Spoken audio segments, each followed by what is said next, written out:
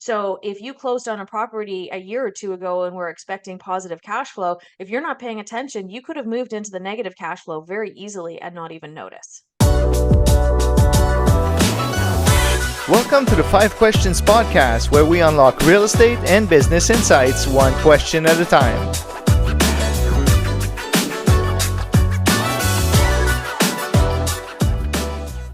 Welcome to the 5 Questions Podcast. I am your host, Mario Lamar. On our show today, our guest has a rich background in business development with over a decade of experience.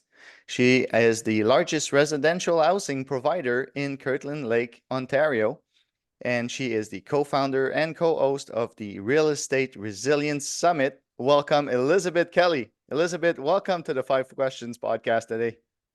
Thank you so much for having me. I'm thrilled to be here. Elizabeth, the concept of the podcast is very simple. I ask 5 questions about real estate or business, and we get straight to the point. You ready? I'm in. All right. 110%. As mentioned in the intro, you are the founder of the largest residential housing provider in Kirtland Lake, Ontario. Growing your business, what challenges did you face scaling your business? But most importantly, how did you overcome those challenges? That's an awesome question to ask. So, biggest challenges were to do with the finances. So, one of the things that happens is as you're growing or scaling your business, you get pulled in a lot of different directions. And sometimes you forget to come back to home base, which is always to watch and track your financial situation to make sure that you know how much money is going in, how much money is going out, and to make sure that everything is flowing in the right direction, which obviously is growth. So that was a big one. Another challenge that we encountered was staffing. So we were sort of a big fish in a smaller pond. Population of Kirkland Lake, where we were based, was 9 or 10,000 people. So not a huge pool to draw employees from. And our main competition was the mines. So the mines pay a lot. They have a lot of benefits, a lot of time off, and just a lot of extra perks that people really enjoy. And it's hard for us to compete with what they were offering, given that we were a small family business. So we needed to find unique offerings for people. We needed to find people who didn't want to work shift work, who didn't want to go underground, who had different needs and things that they were looking for. So we could really cater to employees who were looking for something different. And in terms of the financials, we made sure we put some solid bookkeepers in place so that we always had the data at our fingertips and we could check in. We started booking weekly meetings, monthly meetings for looking at the overall financial picture. And if I had to talk about why so many real estate companies are struggling right now, I really think it is that focus on the finances and the fact that, as real estate investors, we become entrepreneurs. Yeah. And a lot of us don't have that financial background. So we need to make it a priority. We need to focus hard on it because it literally makes or breaks us. Absolutely. I agree with you on the financing. It's not given to everybody to, they don't really teach that in school, first of all. And if you don't have it, well, surround yourself with somebody who does. And then because it is a priority in real estate. Yeah, and I think a lot of people, when they run numbers, they look and they go, well, I should have, $200 a month in cash flow. But the reality is, what happens after you close, what happens 1 year in or 2 years in or 5 years in can be very different. Yeah. We've seen the utilities have gone up dramatically, insurance has gone up dramatically, of course, interest rates have gone up. So if you closed on a property a year or two ago and were expecting positive cash flow, if you're not paying attention, you could have moved into the negative cash flow very easily and not even notice. Absolutely. It brings us to our second question. Rent to Own focuses on helping families transition from renting to home ownership. What hmm inspired you to start this venture, and maybe what impact has it had on the community? Well, what inspired me was that my background is in not for profit. I worked for some charities, some big charities like the Multiple Sclerosis Society, United Way, Heart and Stroke Foundation. So I needed to feel when I left work at the end of the day like I had made a difference, like I had helped someone. And being in real estate, you're buying multi unit apartment buildings, you don't get that same sense of personal fulfillment. And when I learned the rent to own strategy in 2008, I was like, this this is how I can help families. This is how I can help good people who've been through tough circumstances get into the housing market. So that was what I loved so much about it. And what I've found is it's not so much that it changes communities because you tend to do them in different communities, but Right. what I find is that it changes the trajectory of a family's journey. So when you take out the uncertainty that comes with renting in any community, whether it's the landlord deciding to sell, whether it's, challenges with, the landlord passes away, or, maybe they don't know their obligations as a landlord, so they're fighting you when there's repairs to be done. Um, it gives control back to a family. It gives them stability. It enables them to choose a housing or to choose a school district and know that they will have housing in that district for the entire time that they want to have it. So it creates tremendous change and empowerment for families. And this is one big thing about the rent to own strategy in real estate is you make a business deal because we're there to make business first, but you're helping someone along the way, which is so fulfilling. So that's a really, really great strategy to utilize. Yeah, landlords are bashed pretty heavily right now in the media, and it really gives me the opportunity to be able to go back and say, I know I've made a difference for people. I know I've helped people and made their lives better. Absolutely. Brings us to our third question. And you work with a lot of clients in your coaching and your different programs, but you emphasize creating new streams of cash flow for entrepreneurs. Can you Hmm. share some maybe key strategies or systems that you recommend for achieving financial freedom? Well, I think one of my cornerstones that I believe in is diversity. So I think we have a tendency to become hyper focused as real estate investors because let's face it, there is uh, I mean, we're all different, but there is kind of a type. Like you go into a room of real estate investors, and we are a type. We're very focused, we're very driven, we're very motivated. We have a tendency to, personal development and all those kinds of different things. But the reality is diversity can be really helpful because that's what helps us get through tough times. So when we came through the recession in 2008, it was because we had diversity in our portfolio.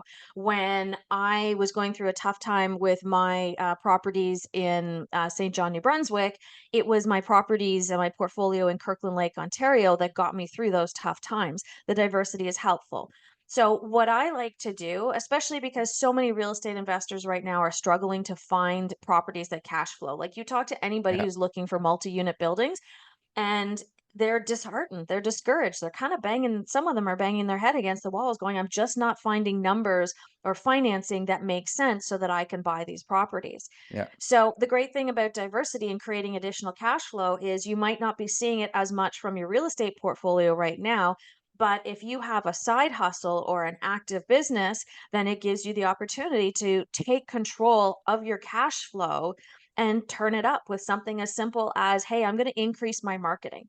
I'm going to expand my services. I'm going to, um, look at a different type of offering. I'm going to move online from bricks and mortar. There's just so much more control that we can take back.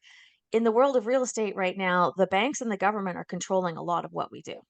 yeah, absolutely. And sometimes it's not having to reinvent the wheel, but like you said, maybe look for strategies just to add something on the side of what you're already doing. So if it's real estate, well, maybe you can offer a service that revolves around real estate. You don't Yeah, have to if start you're something else. No, if you're self-managing, you could open a property management company. If you're fantastic at renovations and you have a good team that you work with, then you can start a construction company. There's things that you can do that are adjacent to real estate that allow you to take your skill set and your experience and to be able to turn that into cash flow. And then you can, I mean, with the help of AI, we reduce the amount of hours we put in, and we can hire people to do some of the other really heavy pieces. Absolutely. Our fourth question is here. The Real Estate Resilience Summit became an annual event now, and about Mhm. sharing, expert knowledge. And you co-founded this event, and you're co-hosting this event. What inspired you to co-found this summit, and what can maybe attendees hope to find or gain out of it? So what inspired it was my friend Corey Spurley and I who founded it and did it together for 2 years. And we wanted people to have access to high quality information, but without it costing them thousands and thousands of dollars. We wanted to be able to say, here's the information you need to be able to decide if you want to commit to real estate, but you don't have to spend $50,000 to decide that. And so we wanted to bring really high quality people together with great information. Virtually, there's a little bit of sales at the end of each, it's just kind of each speaker saying, this is what, I'm offering to people who've attended. But the focus is on the information and enabling people to make high quality decisions with that information. And this year we have pivoted. So we are offering not just real estate, but we've expanded into the business space. And we've also expanded into the US. So we're bringing in some American speakers. Some of these people have never spoken to Canadians before, but they are crushing it in the US. And Yeah. as much as we don't like to think of the US as like, our big brother, the reality is what happens in the US can typically be adapted for success in Canada. And this gives us a lot of insight into some of the opportunities to create more cash flow. Yeah, and I like the fact that you offer this summit for an affordable price, because a lot of people maybe are curious and are not going to spend 10, 15, $20,000. You said $50,000 for something that they're not even sure if they're going to pursue a few years later. So opening the doors to, people and seeing what they to see what they like, if they like it, it's Mhm. absolutely a great idea. And now to bring in the US into this as far as speakers is brilliant, because like you said, they're crushing it. They have strategies that maybe we don't utilize, or we don't know how to utilize in Canada, and we can, copy them. Yeah, I mean, the reality is most of the stuff we do here in Canada was done first in the US. Even the agreements for sale that are really popular out in BC and that are moving into Ontario now, and they're popular in Alberta as well. I mean, that all came from the US anyways. Yeah. Like we're just sort of the slow adopters, right? We watch the US to see, what works and what doesn't work, and what works we adopt and bring in here and make it work for us. Elizabeth, our fifth question is here already. You offer coaching and you work with Mm. different clients, and you're a little bit different. Usually, coaches, they teach a certain way, and then if the client or student aligns, it's great. But if not, then they part ways. Your coaching approach is highly personalized. How do you tailor your coaching strategies to meet the unique needs and goals of each client? I appreciate you noticing that. I don't think anyone's ever asked me this question before. Um, the way I look at it, I've been an investor for 20 years, just about, and I was a trainer for Rich Dad for 8 years. So I had thousands of students through my classroom, and I got very comfortable with the idea of helping people figure out what they need and then figuring out how to provide it to them. So I have experience that I can lean on and rely on, which is I'm very fortunate to have. But also, I like a challenge, and I think I learn a lot as a coach from my clients, as well as enabling them to learn from me. So when I have someone, my husband and I are in business together, and I know there's not a lot of coaches out there that would be willing to say, "Hey, you and your spouse come here, sit down.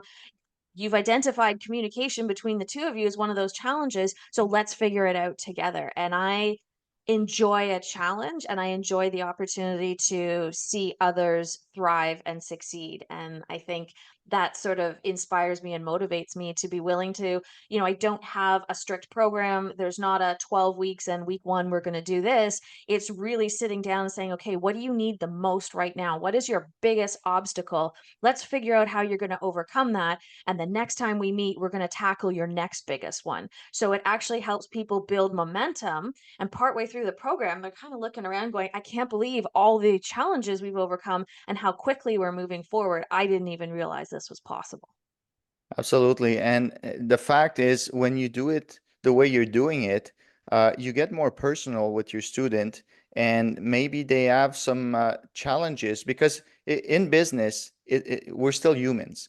We're not robots. So sometimes there's things that affect us that will affect in the end our business. But doing it in a personable way, you can help them along the way as well, as a mental state, to be in the best mental state to run a successful business. So I find your approach very brilliant. Thank you. And you're absolutely correct. People's mental state, I mean, you can teach the real estate courses, but if people can't get out of their own way, if people don't believe that they deserve to be successful, if people don't have a good relationship with money, it doesn't matter how much they know if they can't get to the point where they can take action. Absolutely. Elizabeth, thank you so much for spending the time with us on the Five Questions podcast today.